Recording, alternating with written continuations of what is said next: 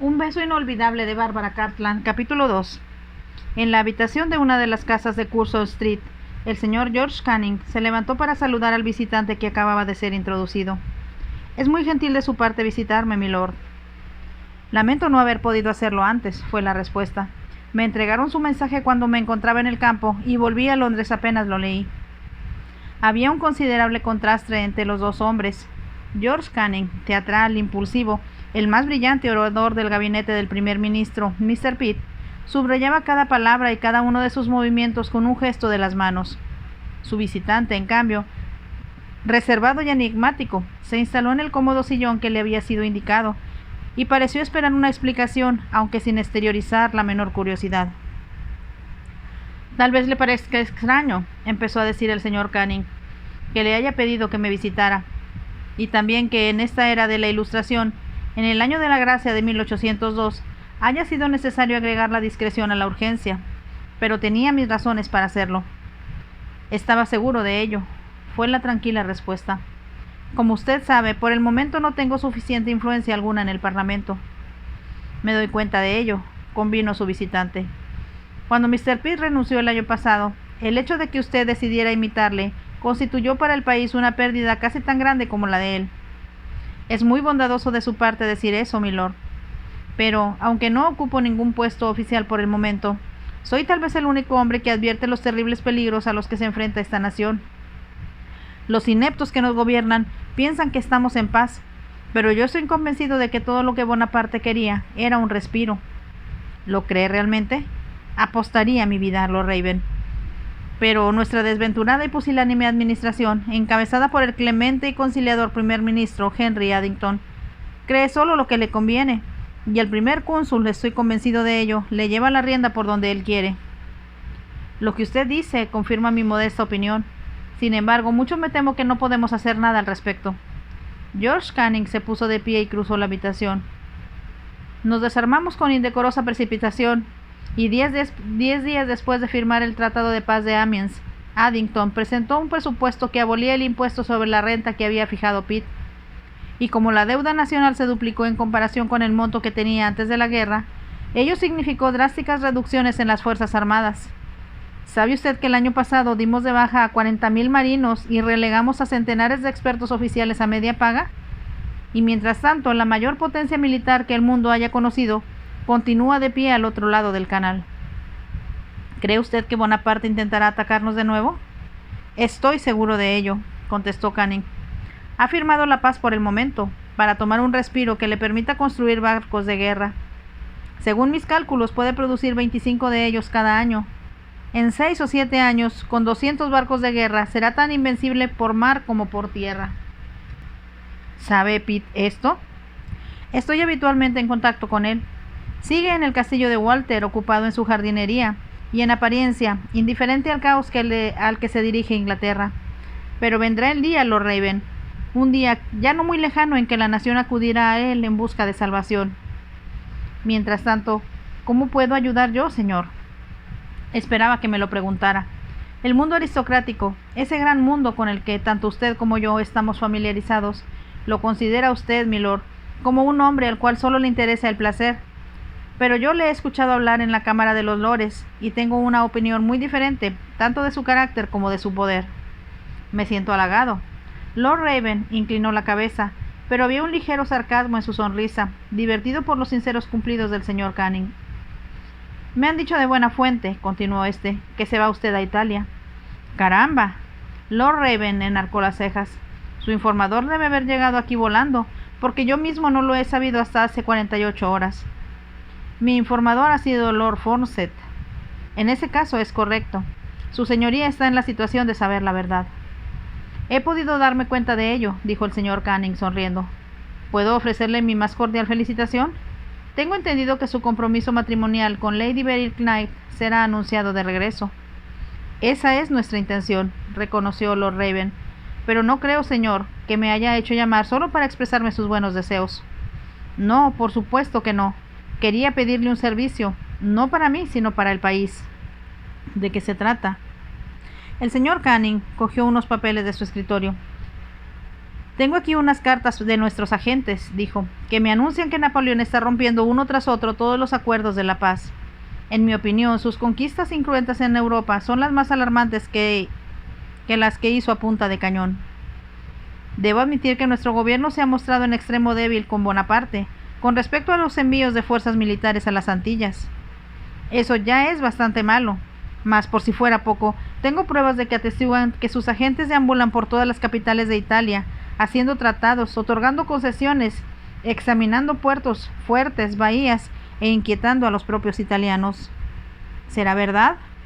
No tengo razón para dudar del contenido de estas cartas.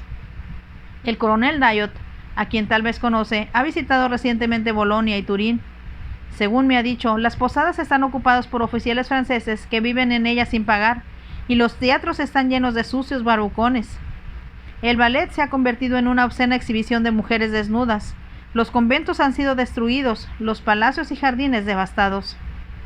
Eso es escandaloso y terrible. ¿No le parece peligroso que lleve a Lady Beryl al continente en tales circunstancias? Creo que mi lady no correrá ningún riesgo. Como sabe, la duquesa de Devonshire y Lady Elizabeth Foster han ido precisamente. Muchos de nuestros amigos parecen haber encontrado en París muy de su gusto. La única advertencia que yo añadiría es que no se queden demasiado tiempo. Y si voy a Italia, ¿qué desea que haga? Que me informe verazmente de lo que está pasando realmente allí. Su madre vive en Roma actualmente, según eso creo. Sí, se marchó el año pasado. Echaba mucho de menos el sol de Italia, y aún no se había secado la tinta del Tratado de Paz cuando ya mi madre se encaminaba a sus amados naranjales. Lady Raven conocerá a toda la gente de importancia en Roma. En su casa se encontrará con seguridad a la gente que nos puede ser útil, aquellos que pueden decirle de forma más o menos directa qué planea Bonaparte. ¿Lo sabrá él mismo?, preguntó Lord Raven sonriendo. El puño del señor Canning cayó con fuerza sobre la mesa. Creo que intenta conquistar el mundo. Tiene tras él a una nación de más de 30 millones de habitantes, embriagada por el poder militar y ansiosa de nuevas conquistas. Lo único que le ha detenido hasta el momento es nuestro predominio en el mar. Estoy seguro de que está usted en lo cierto, señor Canning. Solo quisiera que más personas pensaran así. Como ya he dicho, hay un solo hombre que puede salvarnos, y ese es Pitt. Ojalá el país le llame antes de que sea demasiado tarde. Mientras tanto, señor, haré lo que pueda, pero no quiero hacer promesas. Estoy seguro de que puedo confiar en usted. Nadie sospechará que tiene otra razón para visitar Italia, como no sea el de presentarle a su prometida a su madre. Espero que tenga razón y también, agregó Lord Raven poniéndose de pie y tendiéndole una mano, que se haya equivocado en sus negros pronósticos para el futuro. Sin embargo, tengo la amarga sospecha de que los acontecimientos confirmarán sus temores. Doy las más cumplidas gracias a su señoría. La reverencia de Canning era digna de un escenario teatral. Lord Raven, con el cuello del abrigo subido para ocultar su rostro, salió de la casa, y se alejó en el carruaje que le estaba esperando, y le condujo hacia el Club White de St. James. Al entrar en el mismo, su señoría encontró a los acostumbrados miembros que solían estar atestando el salón matutino. Pidió una copa de brandy, y al detenerse a charlar con un conocido que se inclinaba en el pequeño mirador donde solo se sentaban los privilegiados, escuchó una sonora carcajada en el extremo opuesto del salón. Una voz aguda que revelaba a las claras que su dueño había ingerido demasiadas bebidas alcohólicas. Protestaba por algo que se había dicho. ¿Quién es ese hombre?, preguntó Lord Raven. Joseph Cocker, fue la respuesta. Nunca había oído hablar de él, repuso Lord Raven, como si eso significara una sentencia de muerte civil para el otro. Oh sí, Raven, sí ha oído hablar de él. Le conocen en la Cámara de los Comunes como el granjero Joe. Siempre se está quejando de que se descuida a los campesinos y piensa que cultivar maíz es el primer deber de un patriota. Si dice eso, es un hombre sabio. No opinaría lo mismo si conociera realmente al tal Cocker. Tal vez sea un buen agricultor, pero sus fanfarronadas son insoportables. Escúchenlo ahora, por ejemplo. Los dos hombres dejaron de hablar, y la voz de Sir Joseph Cocker pudo oírse con toda claridad al decir en tono agresivo: Le aseguro que no hay mujer más linda en el mundo que una lecherita de Norfolk. Tengo varias en mis posesiones campestres que opacarían a la más famosa belleza que puede encontrarse en Carlton House. ¿Cuánto apuesta?, preguntó uno de los presentes. 100 guineas. Traigan el libro de apuestas, solicitó alguien. ¿Quién aceptará el reto de Sir Joseph? ¿Qué dices tú, Oakland? ¿O tú, Campbell? Yo no he mirado a una lechera como mujer en los últimos 20 años, comentó Lord Bathurst, dirigiéndose a un coetáneo suyo, tan viejo como él. 100 guineas, repitió Sir Joseph. ¿Quién responde? ¿Nadie va a aceptar mi apuesta? ¡Caramba! Eso demuestra lo descuidadas que tienen sus señorías a sus propiedades campestres. Sin saber si era por el efecto de la segunda copa de brandy que acababa de beber, distraídamente mientras escuchaba el altercado en el extremo del salón, o si se debía al recuerdo de unos ojos sorprendentemente azules y una cabellera dorada alborotada por el viento, Lord Raven, para su sorpresa, se escuchó a sí mismo decir: «Acepto la apuesta. Les demostraré que una lecherita puede derrotar a cualquiera de las damas de ustedes». Todas las cabezas se volvieron en su dirección, y entonces uno de los miembros del club se echó a reír. «No me dirás que distingues a una lecherita apenas la ves, Raven. Ellas no cantan cual ruiseñores de Berkeley Square, como bien sabes». «¿Cómo sabes que no cantan cuando un cuervo o Raven les grazna?», comentó un gracioso. «Si Raven no presenta una hermosa lecherita, juro que le traeré una pastora para cuidar a los borregos de la Cámara de los Comunes», dijo alguien. Hubo un estallido de risas y Sir Joseph cruzó la habitación para situarse al lado de su señoría. «Va a deberme 100 guineas, milord». «Eso está por verse», contestó Lord Raven. «¿Dónde va a celebrarse el concurso y quiénes serán los jueces?». El asunto fue arreglado en pocos minutos. Lord Wellesley y el señor Granville y el coronel Pellar se ofrecieron a juzgar los méritos respectivos de las concursantes, y otro miembro del club ofreció su casa en St. James Square como un lugar conveniente para la reunión. «La única dificultad», dijo Lord Raven, «es que el concurso debe celebrarse esta semana. Salgo para el continente el próximo martes». «Cuanto antes mejor», dijo Sir Joseph. «Estoy ansioso por cobrar esas guineas». «Yo encontraré muy útiles las que usted va a pagarme. Me ayudarán en mis gastos del viaje», replicó Lord Raven, y entonces, como si toda aquella conversación le aburriese, se apartó del grupo y se dirigió escalera arriba hacia el salón de juegos. Después de 3 horas extremadamente productivas en la mesa del whist, bajó y se dirigió hacia su carruaje, que le esperaba ante el club. Tirado por 6 caballos, era un coche construido para desarrollar gran velocidad en poco tiempo. Había salido de la ciudad y se encontraba en la campiña. Lord Raven se recostó cómodamente en el asiento y decidió descansar. Dormiría 1 hora y después, como acostumbraba, relevaría al cochero y conduciría él mismo. No confiaba a nadie sus caballos cuando los caminos se hacían estrechos y tortuosos. Cerró los ojos y, al entregarse al sueño como una criatura, sonrió pensando en la sorpresa de Sir Joseph cuando le presentara a su candidata en St. James Square el sábado siguiente, que era el día acordado. No era, desde luego, hablando en un sentido estricto, su propia lecherita, pero eso se remediaría con prontitud. No sería difícil hacerle cambiar de patrón si le ofrecía un salario más elevado. Se preguntó qué se habría comprado con la guinea que le había dado. Tal vez unas cintas o un sombrero que dejaría boquiabierto al campesino que la acompañara el domingo a la iglesia. Qué joven y fresca se le veía, en comparación con las pintarrajeadas damas de St. James. Sus labios eran suaves como pétalos de rosa, y casi hubiera podido jurar que se desprendía de su piel un aroma de madreselva. Tal vez el granjero Joe tenía razón al decir que solo había un lugar para vivir, y era el campo. La esencia de las flores y los labios de las lecheritas. Pero sin duda alguna, llegaría uno a cansarse después de algún tiempo. Lord Raven se había quedado dormido. Sin embargo, iba muy despierto al conducir su carruaje rápidamente por la calzada que llevaba a la entrada de Raven Royal, poco antes del mediodía siguiente. Había llegado mucho más tarde de lo que acostumbraba cuando salía de Londres en la madrugada. Aunque tenía sus propios caballos de repuesto en todas las postas que había entre Londres y Oxford, en esta ocasión había experimentado una irritante demora, porque su caballo guía había perdido una herradura a cierta distancia de High Wycombe. Cuando detuvo el carruaje ante la puerta del Raven Royal, los mozos de las caballerizas corrieron hacia los animales, mientras él soltaba las riendas y bajaban del pescante. «Llego atrasado, Bates», le dijo a su mayordomo, que le esperaba para tomar su sombrero y su capa. «Estábamos preocupados, temíamos que su señoría hubiera sufrido un accidente». Había otra capa y otro sombrero en el vestíbulo, y al verlos, Lord Raven apretó los labios. «¿Quién está aquí?», preguntó. «Ha llegado un visitante hace como 1 hora, su señoría». He informado a Su Alteza Real de que esperábamos a su señoría y ha dicho que aguardaría a su llegada. Caramba, yo quería darme un baño, murmuró Lord Raven entre dientes. Pero obediente al deber, se dirigió al comedor. El príncipe estaba sentado ante la mesa y era obvio que acababa de disfrutar de un excelente desayuno. Estaba muy bien vestido y acicalado, pero a la luz de la mañana representaba 50 años en vez de los 40 que tenía. Se encontraba, no obstante, de excelente humor. «Buenos días, Raven. Supongo que no esperabas encontrarme aquí». «En efecto, señor. Espero que hayan sabido dar a Su Alteza Real una bienvenida adecuada en mi ausencia». «Me han traído cuanto he pedido. Gracias», contestó el príncipe. «¿Puedo adivinar la razón de que Vuestra Alteza honre esta parte escondida del país?», preguntó Lord Raven. «No lo hagas», rió el príncipe. «Me imagino que todos en Londres se están preguntando dónde estoy, ¿no es así?».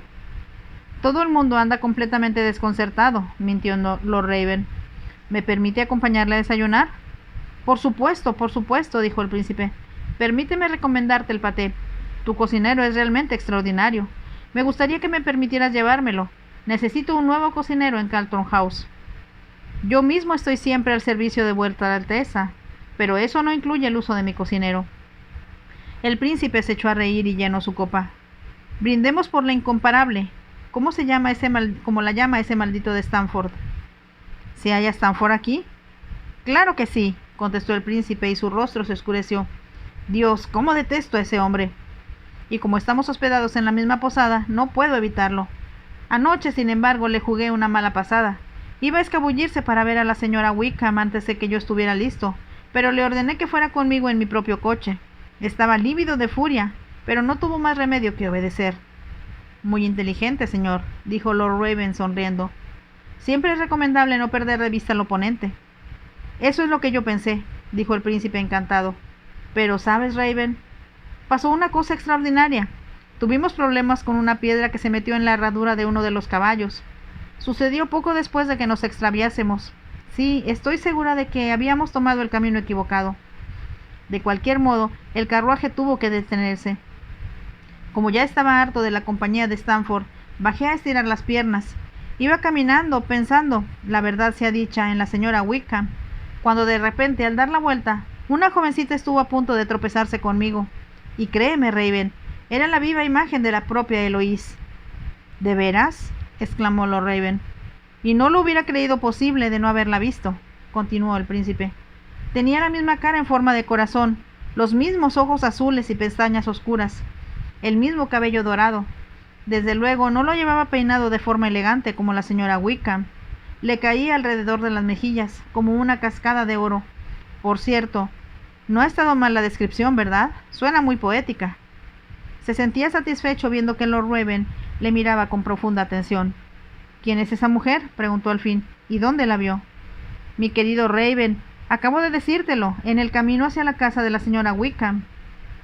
«Por un momento pensé que era Eloís, pero cuando traté de llamar a Stamford para que la viera, ella se escapó de pronto y corrió hacia el bosque. Lo más extraordinario es que cuando le conté el incidente a Eloís, ella me dijo que estaba soñando, que no hay nadie por aquí que se le parezca. Sin embargo, tuve la impresión de que sabía más de lo que decía. Si me lo preguntas, creo que su padre debió ser un calavera en su juventud. Esa chica es, sin duda alguna, consanguínea de Eloís, pero tengo la sospecha de que debe ser bastarda». «Su relato me interesa mucho, señor. Me gustaría ver a esa joven». «Vaya, gracias a Dios al menos tú sí me crees. Eloís dijo que yo debía estar soñando o bebido, y ese tonto de Stamford, desde luego, estuvo de acuerdo con ella. Declaró que, por lo poco que había logrado ver de la chica, podía asegurar que no se parecía en nada a nuestra anfitriona. Pero yo te aseguro que no estoy equivocado». «Por supuesto, yo le creo, señor». «Eres un gran tipo, Raven, de verdad», dijo el príncipe. «Ahora me marcho. He venido a desayunar diciendo que no podía soportar ver a Stamford tan temprano. Me voy a visitar a la incomparable. ¿Crees que se alegrará de verme?». «No tengo la menor duda de ello». «Bueno, gracias por tu hospitalidad». Cuando el príncipe de Gales se alejó a toda prisa en su carruaje, Lord Raven entró en la casa. «Prepárame el baño, Bates», ordenó a su mayordomo. Bien avanzada la tarde, Lord Raven, montando en su mejor caballo, tuvo que declararse vencido. Había visitado todas las granjas en un radio de 15 kilómetros. Había consultado a la señora Wickham, que se había reído de él, asegurándose que estaba de todo loco, como el príncipe. Debe ser un fantasma local, le había dicho. Lo que ustedes ven, aunque es la primera vez que me dicen que se parece a mí. La familia de mi esposo juraba que era una monja que caminaba por el patio de la iglesia, llorando y retorciéndose las manos. Él besó su mano y se marchó. Era inútil, pensó, en un repentino acceso de irritación. No le preocupaba tanto perder las 100 guineas como pensar en la satisfacción de Sir Joseph Cocker cuando fuera declarado vencedor. Mas ya había hecho suficiente el tonto. Abandonaría la búsqueda e iría a ver a Lady Beryl y le contaría lo ocurrido. Mas en lugar de dirigirse a la entrada principal del castillo de Lord Fortescue, fue hacia las caballerizas. Si había una cosa en el mundo que él apreciaba por encima de todas las demás, eran sus caballos. Dio instrucciones al caballerizo jefe y luego atravesó los jardines hacia la puerta lateral de la mansión. De pronto se puso alerta, en la actitud de un sabueso que acabara de ver a su presa frente a él. Por el camino pavimentado en el que avanzaban, en dirección contraria, venía una joven con un enorme ramo de narcisos que sin duda acababa de cortar del jardín. Tarareaba una canción y no vio a Lord Raven hasta que estuvieron casi frente a frente. Entonces se detuvo y sus labios se entreabrieron en una repentina exclamación. A él le pareció que había en sus ojos azules una mezcla de sorpresa y terror. «Vaya, aquí estás», exclamó él. «Por fin te encuentro. ¿Dónde estabas escondida? ¿Sabes que he recorrido la mitad de la región buscándote?» «¿Me estaba buscando?» Su voz era suave y cultivada, y su rostro, intensamente pálido, comenzaba a recuperar su color natural. «Claro», dijo Lord Raven. «Vamos, ¿quién eres? ¿Cómo te llamas?» «Yo...» Parecía como si hubiese perdido el habla. Al comprender que la había asustado, añadió con mayor gentileza. «No te has olvidado de mí, espero. ¿Ya has gastado la guinea que te di ayer? ¿Qué te has comprado? Pensaba que tal vez habrías escogido algunas cintas o un nuevo sombrero con el cual fascinar al joven granjero que, como ya te dije, va a ser un tipo muy afortunado». Su mirada se posó en los labios de ella mientras hablaba, recordando su dulzura. Entonces, de pronto, antes que él pudiera detenerla, la joven se volvió repentinamente y echó a correr. «Espera, óyeme, no te vayas», gritó persiguiéndola. Pero era demasiado tarde. Elinor corría a buscar refugio en el castillo, y a los pies del caballero quedó un ramo de narcisos dorados. Elinor había pasado una noche de insomnio después de su encuentro con el príncipe. No fue a ver a su vieja nodriza. En su lugar, se quedó sentada en el bosque hasta que el frío y la oscuridad la obligaron a regresar a casa. Allí se había deslizado furtivamente por la escalera posterior para llegar a su cuarto. Abajo podía escuchar el sonido de las risas, cuyo volumen crecía por instante. Comprendiendo que la fiesta de su madre era todo un éxito, no encendió las velas en su dormitorio, se sentó a oscuras en la alfombra frente a la chimenea. Mientras contemplaba el fuego, se encontró pensando cómo le sucedía con frecuencia en su padre. Mientras él vivió, la casa solariega le pareció un lugar mágico. Había siempre alguien con quien compartir sus penas y sus alegrías, alguien interesado en escuchar lo que tenía que decir, alguien que la amaba y a quien ella había dado a cambio de su cariño el corazón entero. Si ahora hubiera podido contarle sus problemas y dificultades, no le habría costado trabajo confiar en su padre, hablarle sobre aquel beso junto a la puerta de las caballerizas y contarle cómo la había agraviado aquel hombre sometiéndola a su voluntad. ¿Cómo podría soportar la idea de que Lord Stamford se convirtiera en su padrastro? Lo odiaba, se dijo, mirando las llamas que se extinguían. Y sin embargo, en el momento mismo en que lo pensó, sus mejillas se encendieron con el recuerdo de la caricia. Jamás podría olvidar los oscuros y enigmáticos ojos que se habían clavado en los suyos, la cuadrada barbilla partida por un hoyuelo, los gruesos labios casi brutales a los que asomaba una sonrisa escéptica. Si aquel era el hombre con el que su madre se iba a casar, ¿cómo podía ella vivir en delante teniéndola tan cerca? Elinor emitió un pequeño sollozo y apoyó la cabeza contra el respaldo de una silla. «Oh, papá», murmuró, «¿por qué no estás aquí para ayudarme, para decirme qué debo hacer?» Debió quedarse dormida, pues despertó de un salto al oír que la puerta se abría. La cegó un momento una luz intensa, y al reponerse, advirtió que se trataba de un candelabro que su madre llevaba en la mano. La señora Wickham lo dejó en el tocador, y luego miró a su hija. Quedaban solo unas brasas en el hogar, y Elinor se estremeció de frío. Apartándose el cabello del rostro, miró a su madre llena de temor. Quizá por ello mismo la señora Wickham le dijo con dureza: «Vaya, muchacha impertinente, ¿cómo has podido hacerme una cosa así? Te aseguro que jamás había pasado un cuarto de hora más desagradable que cuando llegó el príncipe y me dijo que te había visto en el camino». «Lo siento mucho, mamá, te lo juro. Nunca imaginé que Su Alteza anduviera por el bosquecillo. Casi me muero del susto cuando me tropecé con él». «Si no tuvieras esa cabeza de chorlito, le habrías visto antes de que él te hubiera visto a ti. Siempre estás en las nubes y metiéndote en problemas o metiéndome a mí. Ese encuentro habría resultado desastroso para mis planes si yo no tuviera la cabeza bien puesta en su sitio». «Oh, mamá, ¿y qué le has dicho?» «Le he asegurado al príncipe que debía estar soñando y que no había nadie por aquí que se pareciera a mí en lo más mínimo». «¿Me quiere usted decir, le he preguntado, que no hay la menor diferencia entre mi persona y una rústica jovencita de pueblo? Por lo menos las 3/4 partes de las mujeres de este reino tienen el cabello rubio y los ojos azules, pero no puedo creer, señor, que todas nos parezcamos». «Qué ingeniosa eres, mamá. He necesitado toda la inteligencia de que dispongo para salir de la trampa que me habías hecho caer», contestó la señora Wickham enfadada. «Por suerte para mí, Lord Stanford le contradijo». «Él no pudo verme», protestó Elinor, «porque cuando asomó la cabeza por la ventanilla del coche yo ya iba corriendo por el bosque». «Bien», suspiró la dama, «al menos he logrado convencer a su señoría. Por fortuna él y el príncipe han llegado temprano, así que he podido pedirles que no mencionaran el asunto frente a los otros invitados. Tanto Su Alteza Real como Lord Stanford me han prometido no mencionar su extraño encuentro delante de los Marlborough y de los Barclay». «¿Te ha propuesto matrimonio Lord Stanford, mamá?» «No he estado con él ni un solo minuto solas durante toda la noche. Cuando él y el príncipe se despedían, he dividido mis favores entre los dos con absoluta imparcialidad. Tomando una rosa de mi pecho, la he puesto en manos del príncipe. Ojalá que su fragancia le provoque dulces sueños, señor», le he dicho. Luego me he vuelto hacia Lord Stanford. «No puedo menos que desear, milord, que sus sueños también sean gratos», le he dicho suavemente, dándole otra rosa igual. Se han mirado el uno a otro furiosos y se han ido. «Qué sutileza la tuya, mamá. Y pensar que mañana... Si Lord Stanford no viene a visitarme mañana», dijo la dama con voz áspera, «comprenderé que he fracasado». «¿Y el príncipe?»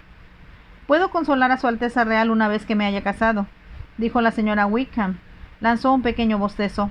«Debo irme a la cama. Ah, se me olvidaba. Lo que en realidad venía a decirte, niña, es que debes irte de aquí. El riesgo de que te descubran es demasiado grande. Si Lord Stanford supiera que tengo una hija, arruinaría mis oportunidades de convertirme en su esposa. Nadie quiere cargar con los hijos de otro, y mucho menos su señoría, que ha evadido el matrimonio tanto tiempo. Pero tendrá que saberlo alguna vez. Ya cruzaremos ese puente cuando lleguemos a él», contestó la señora Wickham con aire complaciente. «Mientras tanto, tienes que irte». «No habrá problema. Como quise explicarte, me voy a Roma el martes próximo, pero no me prestaste atención». «Claro que te presté atención», contestó la señora Wickham, «y estoy encantada de que te vayas de viaje. He hablado con Beryl sobre eso esta misma noche». «¿De veras?» «Sí. He subido con ella cuando iba a quitarse el abrigo, advirtiéndole que no dijera nada delante de los demás. Se ha mostrado muy sensata». «Oh, eso me recuerda, mamá, que necesito algunos vestidos nuevos. Sabes bien que no tengo nada que ponerme». «¿Vestidos nuevos?» La voz de la señora Wickham se tornó aguda de pronto. «Sí, mamá, no me he comprado nada desde que te fuiste. Temo que toda mi ropa me queda ya pequeña». «Pero, Elinor, estoy endeudada hasta el límite. Una de las razones por las que me alegró salir de Londres fue para poder huir de los acreedores. Me sería difícil comprarte un guardarropa». «No un guardarropa, mamá, solo un traje de viaje y uno de noche».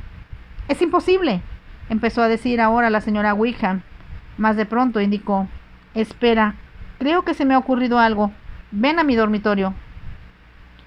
Tomó el candelabro y salió, seguida por Elinor. El dormitorio, con su gran lecho de postes tallados, estaba profusamente iluminado con más de una docena de velas. La señora Wickham cruzó la habitación hacia su armario. Cuando abrió la puerta, aparecieron varias hileras de elegantes vestidos. «Me es imposible prescindir de ninguno», dijo con firmeza, «pero puedo darte este vestido de viaje con su pequeña capa, que me compré antes de ir a Londres». Noté, al volver, que Matthews lo había guardado con gran cuidado. Al ver el traje que su madre sacó del fondo del guardarropa, a Elinor se le encogió el corazón. Sabía demasiado bien de cuál se trataba. Su madre había comprado la tela precipitadamente en su último viaje, antes de la muerte de su esposo. La había seleccionado de una pequeña muestra a la luz de una vela, y había resultado muy diferente a la luz del día. Lo que había creído que era un azul suave, resultó un gris opaco y frío, que no sentaba nada bien a la belleza frágil de Eloise Wickham. «Esto te servirá para el viaje», dijo a su hija. «Y ahora veremos si hay algo para la noche».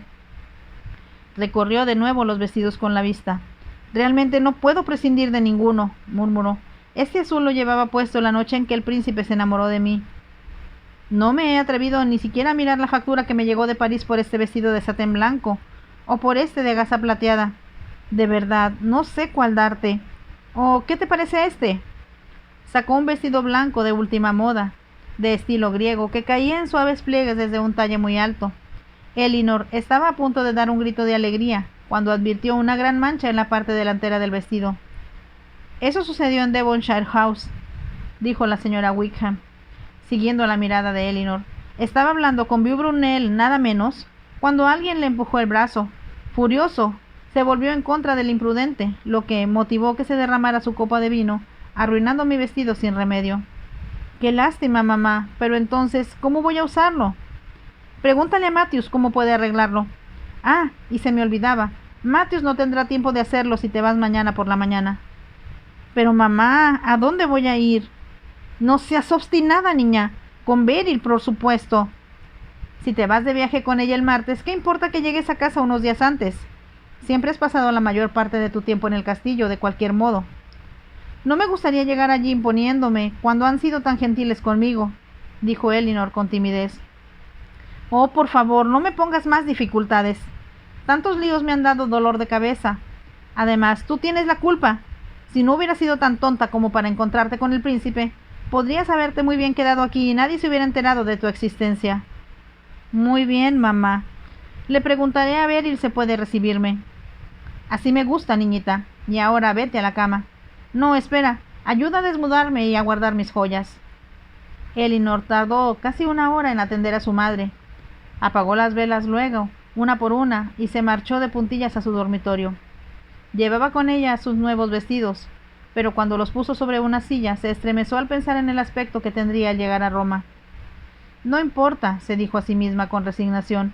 «Nadie tendrá ojos para mí más que para Beryl. Pensarán que soy su dama de compañía, lo cual es cierto». Era difícil no sentir un poco de amargura al pensar en las hileras de preciosos vestidos que había en el guardarropa de su madre, y en las joyas, chales, sombreros. «Quizás se sienta generosa mañana por la mañana», pensó con optimismo antes de quedarse dormida. Pero la señora Wickham amaneció con dolor de cabeza, y resultó difícil convencerla de que Elinor no podía irse a Roma descalza ni con la cabeza descubierta. Por fortuna, los trajes que le había dado su madre le quedaban a Elinor perfectamente, algo holgados de la cintura, lo que causó tanta envidia a la señora Wickham, que solo gracias a la insistencia de Matthews se desprendió de algunos de los artículos indispensables de ropa interior y de varios pares de guantes, que en realidad no iba a ponerse más, pues ya tenían varios surtidos. Fue Matthews quien encontró el sombrero del vestido blanco y quien finalmente convenció a la señora Wickham para que le proporcionara a Elinor 5 libras. «Podrás gastar parte de este dinero en muselina», dijo Matthews a Elinor, cuando estaban haciendo las maletas en el cuarto de la joven, y la señora Wickham ya no podía escucharlas. «La doncella de Lady Beryl es una mujer de buen corazón, la conozco bien. Ella te hará unos lindos vestidos. También he puesto en tu equipaje 2 chales de seda que tu madre no echará de menos, es decir, hasta que te encuentres tan lejos que ya no pueda reclamártelos». «Oh, Matthews, ¿crees que debo llevármelos?» Matthews no dijo nada, pero apretó los labios, y como Elinor sabía que la vieja doncella tenía muy mala opinión de su señora, prefirió no añadir nada más. Luego, cuando deshizo las maletas en el castillo, después que Beryl la acogiera con los brazos abiertos, encontró incluidas en su equipaje muchas otras pequeñas cosas que Matthews debía haber tomado sin permiso.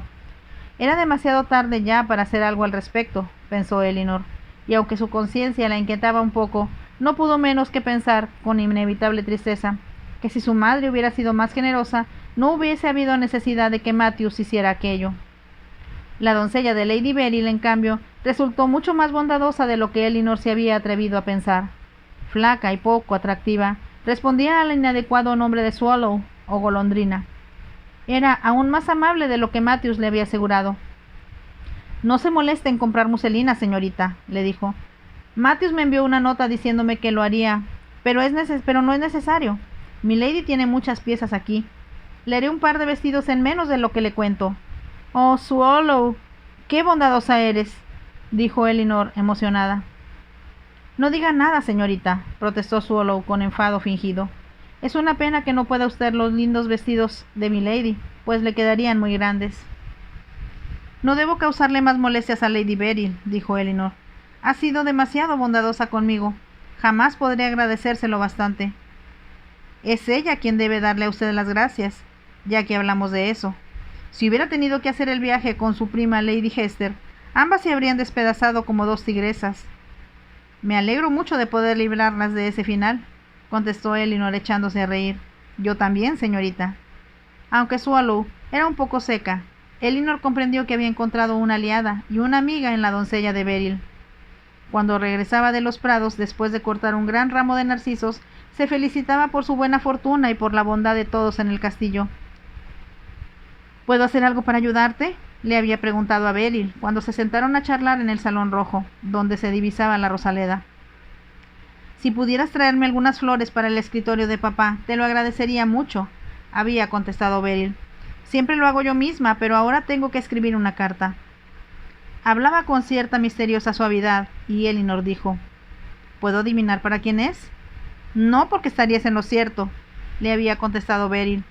De pronto su expresión cambió, haciéndose melancólica. Voy a decirle adiós. ¿Sabe él que te vas al extranjero? No, por supuesto que no. Cuando papá me hizo abandonar Londres, al enterarse de las habladillas que relacionaban nuestros nombres, solo dispuse de unos segundos para escribirle unas líneas a Ian. Se las envié con un lacayo a su casa, pero él se había ido a las carreras de Newmarket. ¿Y no has tenido noticias suyas? Sí, recibí una carta esta mañana. Dice que me ama y que me amará mientras viva. Beryl lanzó un pequeño suspiro y se dirigió a su escritorio. Pero debo olvidarle. Lo comprendo, aunque no será fácil. Lo siento, le había respondido Elinor con voz muy suave, y como no había nada más que pudiera hacer o decir, salió del jardín a cortar las flores. 20 minutos después entró corriendo en el salón, cerró la puerta y se quedó apoyada en ella, inmóvil y jadeante. ¿Qué es lo que sucede?, preguntó Beryl levantando la mirada del escritorio. Al ver a Elinor se puso de pie de un salto y corrió hacia ella. ¿Qué te pasa, querida? ¿Por qué vienes corriendo? Elinor se llevó una mano al corazón, como si quisiera detener sus acelerados latidos. Le faltaba el resuello. Luego tomó a Beryl de la mano y la llevó hacia la ventana. ¿Es el Lord Stanford?, preguntó, señalando hacia una figura alta que caminaba a través de la Rosaleda con un ramo de narcisos en la mano. ¿Lord Stanford?, preguntó Beryl sorprendida. Desde luego que no. Ese es Sylvester, Lord Raven. Creí que lo conocías. Lord Raven. Elinor se llevó las manos a las mejillas consternada. Cielo santo, no tenía idea de que fuera él. Oh, Beryl, ¿qué te ha hecho? ¿Por qué estás así? Elinor comprendió que no podía hablarle a Beryl de la conducta de su prometido cuando la vio por primera vez. Buscó con desesperación una excusa plausible y al fin decidió decirle la verdad a medias. Creí que era Lord Stanford, contestó tartamudeando. Y ya sabes, te lo había dicho ya, que mamá no quiere que me vea. Sí, desde luego, comprendo, sonrió Beryl. Lo que no puedo entender es cómo has podido confundir a Sylvester, que al menos es un hombre apuesto, con ese horrible Lord Stanford que tiene cara de rata. Como no conocía a ninguno de los dos, Beryl se echó a reír. Le parecerá un poco extraña a Sylvester tu conducta, pero no te preocupes, arréglate un poco, Elinor. Quiero que seas simpática. Después de todo, vas a pasar mucho tiempo en su compañía, y él es una persona muy extremada en sus afectos, ya sean de simpatía o de odio. No es posible que me lo presentes, exclamó Elinor con un repentino pánico. Pero qué tontería, lo tengo que hacer tarde o temprano. Anda, arréglate el cabello. Mira, tengo un peine aquí, en mi bolsa, y ponte mi chal sobre los hombros. Afortunadamente, Lord Raven tardó unos minutos más en cruzar los jardines hasta la puerta del frente, y allí se demoró un poco más, mientras el mayordomo iba al salón rojo para anunciar su llegada. Al entrar en la habitación, vio a Beryl, que le estaba esperando de pie. Tomó su mano y se la llevó a los labios. «Debes disculparme por llegar tan tarde», le dijo con mucha cortesía, «pero he tenido muchos asuntos que atender desde que llegué de Londres». «Me pregunto qué puede ser más importante que verme a mí», preguntó Beryl un poco burlona. «Pero ahora que estás aquí, me siento encantada de verte». «¿Me has traído flores?». Beryl arqueó las cejas con expresión interrogante al observar los narcisos que él llevaba en la mano. Lord Raven se echó a reír. «Son tus propias flores y por lo tanto no pueden considerarse un regalo», contestó, «pero las he traído porque son en realidad una pista». «¿Una pista?». «Sí, con respecto a la identidad de la persona que las ha cortado. Creo que tú puedes ayudarme a descifrar ese enigma, pues la personita en cuestión, después de dejar caer las flores a mis pies, ha huido de mí como Dafne perseguida por Apolo y ha desaparecido en el castillo». «Bueno, tienes suerte de que no se haya convertido en un laurel», contestó Beryl. «Dafne está aquí, pero su nombre real es Elinor». Se volvió al hablar, indicando a la figura sentada en un rincón de la habitación, con un bastidor de bordado entre las manos. A Elinor le resultó difícil levantar la vista con la tranquila expresión que corresponde a una joven a punto de ser presentada a alguien. Y Raven, después de un estremecimiento de incontenible asombro, logró controlarse de manera admirable. «Elinor querida, ¿me permites presentarte a Lord Raven? Sylvester, esta es mi muy querida amiga Elinor Wickham, que viajará con nosotros a Roma». «Soy su servidor, señorita». Lord Raven se inclinó con gracia. Elinor le hizo una profunda reverencia, sin atreverse a mirarlo a los ojos. «Me temo que la he asustado, señorita Wickham», dijo Lord Raven. Una breve mirada fue suficiente para que Elinor comprobara que estaba sonriendo, con aquella horrible sonrisa cínica que la hacía sentirse pequeña, inferior y por alguna razón completamente desamparada. «Debo disculparme, milord, por mi estupidez al confundirle con otra persona», contestó ella con rapidez. «¿Con otra persona?». «Con un caballero al que deseo a toda costa evitar», contestó Elinor. Comprendió por su expresión que él pensaba que le estaba eludiendo, y tuvo la satisfacción por ello de hacerle sentir incómodo. Entonces lo vio parpadear y recorrer con los ojos su modesto vestido de algodón, su cabello dorado, aún revuelto a pesar de los esfuerzos de Beryl, su pecho que subía y bajaba a causa de su agitada respiración, y sintió de nuevo que le odiaba tanto que se asustó de sí misma. «¿Espera con alegría nuestro próximo viaje a Roma, señorita Wickham?» «Con mucha alegría, milord». Palabras sencillas, convencionales, y no obstante, Elinor notó que ocultaban muchas cosas no dichas. Entonces Beryl tomó del brazo a Lord Raven y se alejó de su lado, pues deseaba mostrarle un mapa en el que su padre había trazado la ruta que debían seguir una vez llegaran a Francia. Permanecían de pie de espaldas a Elinor frente al escritorio. Elinor dejó de fingir que trabajaba en el bordado de Beryl y contempló a hurtadillas al hombre a quien había supuesto tontamente que estaba a punto de convertirse en su padrastro. ¿Cómo no se le había ocurrido desde el primer momento que el jinete que le había pedido que abriera la puerta podía ser Lord Raven? Pero aunque así hubiera sido, ¿qué podría haber hecho si su acción la había cogido de tal modo por sorpresa? Recordó cómo sus labios se habían apoderado de los suyos, ofendiéndola con su audacia incalificable, si pudiera vengarse de él. Pero no podía hacer nada, y una vez que se pusieran en camino hacia el continente, estaría sometida a él bajo su protección, del mismo modo que estaba en deuda con la mujer con quien él iba a casarse. Era una situación casi intolerable, y no podía hacer nada por evitarla. Ni siquiera le quedaba el recurso de regresar a su casa, pues su madre no la quería allí.